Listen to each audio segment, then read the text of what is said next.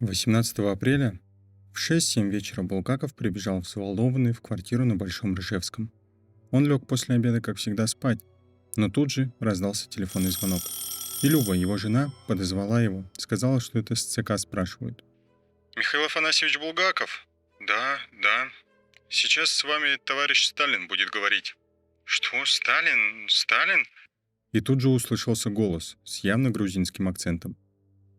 Да, с вами Сталин говорит. Здравствуйте, товарищ Булгаков. Здравствуйте, Иосиф Виссарионович. Мы ваше письмо получили, читали с товарищами. Вы будете по нему благоприятный ответ иметь. А может быть, правда? Вы проситесь за границу, что мы вам, очень надоели? Я очень много думал в последнее время, может ли русский писатель жить вне родины, и мне кажется, что не может. Вы правы, я тоже так думаю. Вы где хотите работать? В художественном театре? Да, я хотел бы, но я говорил об этом, и мне отказали. А вы подайте заявление туда. Мне кажется, что они согласятся. Нам бы нужно встретиться, поговорить с вами. Да, Иосиф Виссарионович, мне очень нужно с вами поговорить. Да, нужно найти время и встретиться обязательно. А теперь желаю вам всего хорошего. Письмо, о котором упоминалось в разговоре, было написано Булгаковым в 1930 году правительству СССР. В нем он описывает свое положение следующими словами. «Ныне я уничтожен, вещи мои безнадежные. Невозможность писать для меня равносильно погребению заживо». Но что заставило Михаила Афанасьевича написать то самое письмо, где он просит для себя и своей семьи безопасного выезда за границу? Давайте разбираться. Вы на канале Герасимов Про. Не забудь проставить лайк, подписочку и комментарий под это видео. Литературная карьера Булгакова начинается в 1920 году в городе Владикавказ.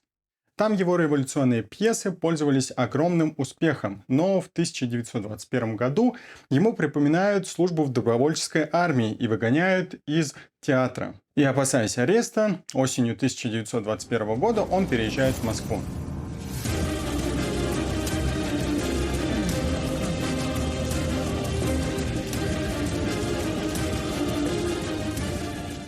Именно сильная цензура советской власти, которая не терпела критики и сатиры на свой строй и свои действия, сподвигла написать то самое письмо.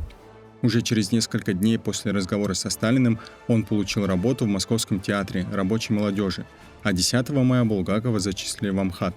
Но отношения Булгакова и власти СССР были всегда напряженными из-за особых намеков на политику страны в проектах писателя. С середины 20-х годов за писателем велась непрерывная слежка, что подтверждает многочисленные сообщения осведомителей. Присутствующий на чтениях «Собачьего сердца» агент ОГПУ делал вывод: вся вещь написана во враждебных, дышащих бесконечным презрением к совстрою тонах.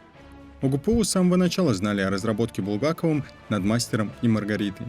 Булгаков написал роман, который читал ограниченному кругу лиц. Там ему говорили, что в таком виде не пропустят. И тут мы с вами приступаем к одному, наверное, из самых интересных и самых громких произведений Михаила Афанасьевича «Мастер и Маргарита». А интересен он нам сразу по нескольким фактам. Во-первых, вокруг него метает всякая мистика, магия и проклятие романа. Одной из главных причин проклятия этого романа является одной из самых главных действующих лиц данного произведения – дьявол Воланд, который оказывается по случайной вероятности в предвоенной Москве. Воланд устраивает настоящие пиры сатаны, превращает людей во всяких ведьм и так далее. Судить об этом, конечно, сейчас немножечко сложновато, но сам Булгаков в какой-то степени в магию, скорее всего, верил, и первое название произведения должно было быть «Роман о дьяволе». Та редакция была уничтожена Булгаковым собственноручно в 1930 году. Но интересно и то, что в своей окончательной версии, которую он назвал «Мастер и Маргарита» от образа дьявола Воланда, он не отказался. Воланд так и остался центральным персонажем романа. Ему посвящается эпиграф «Я часть той силы, что вечно хочет зла и вечно совершает благо». Именно Воланд вносит в хаос размеренную жизнь Москвы и устраивает натуральный бал сатаны, превращая супругу одного из чиновников в настоящую ведьму. Мистика начала окутывать роман еще во время его создания. Первый черновик, как я говорил ранее, Михаил Афанасьевич, как известно, сжег, но потом почему-то начал писать заново. Как он признавался в своих письмах, сам не понимал, что им движет. Булгаков работал над романом с 1928 года и до самой смерти в 1940 году. Уже будучи тяжело больным, не в силах подняться с постели, он продолжал вносить вправки. И давайте с вами представим, весь роман Булгакова «Мастер и Маргарита» — это некий Евангелие от сатаны. Так его характеризует сам писатель. Ведь все действия в этом романе совершаются от лица Боланда. Он является главным повествователем, он нам показывает действия или противодействия, которые мы должны увидеть, и только он указывает читателю, что он будет слышать и что он будет видеть, а чего он не увидит. Давайте сейчас с вами разберем несколько центральных и действующих персонажей данного романа. Начнем, скорее всего, с Иешуа Ганоцри. Тут сторонники заговора и любители Булгакова склоняются к нескольким теориям. Ну, с Иешуа тут все понятно. Это видоизмененное просто древнее слово от Иисус. И да, ударение именно идет на третий слог. А вот с Ганоцри есть несколько основных версий. Во-первых, Ганоцри может переводиться как Назарей, то есть от слова Назарейти, и означать из Назарея, и получается Иисус из Назарея. Вторая теория заключается в том, что Назарей — это приближенный к Богу, и может означать, что Иисус приближенный к Богу. Та или другая вариация абсолютно без разницы, и в принципе они схожи по своей сути. А вот что касается Иуды, то тут все достаточно однозначно и просто у всех сторонников любых теорий. То есть Кариот и Кириев — это одно и то же слово, просто в разных интерпретациях. Булгаков, любивший поиграть с читателем, по достоинству оценил бы двойственность, возникшую вокруг дома номер 10, который сейчас является музеем.